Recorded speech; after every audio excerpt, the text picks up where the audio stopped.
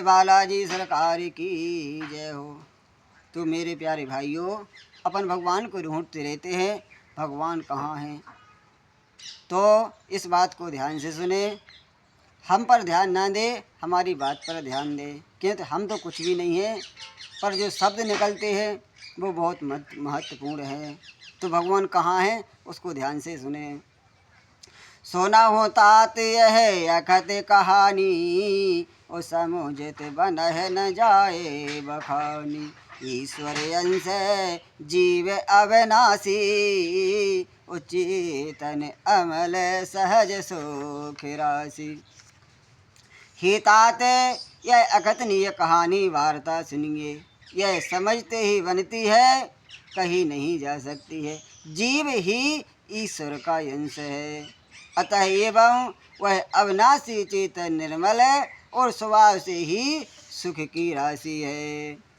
सोह माया बस भयो गोसाई, वाद्यो कीर मरकट की नाई। जड़ चेतन ग्रंथि पर गई, और यद्यपि मृषा छूटत कठ नहीं। हे गोसाई, वह माया के वशीभूत होकर तोते और वानर की भांति अपने आप ही बन गया है। इस प्रकार जड़ और चेतन में ग्रंथि यानी गांठ पड़ गई है। यद्यपि वह ग्रंथि मिथ्या ही है, तथापि उसके छूटने में कठिनता है।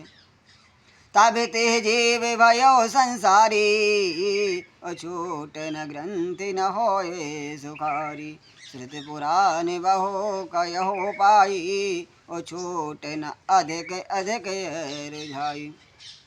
तभी से जीव संसारी जन्मने मरने वाला हो गया है।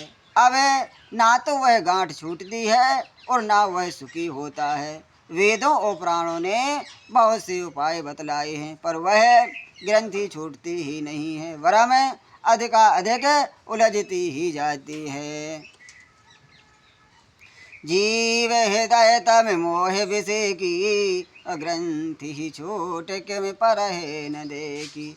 अस संजोग ईस जब करही, तब हो कदाचित सो निर्वरी।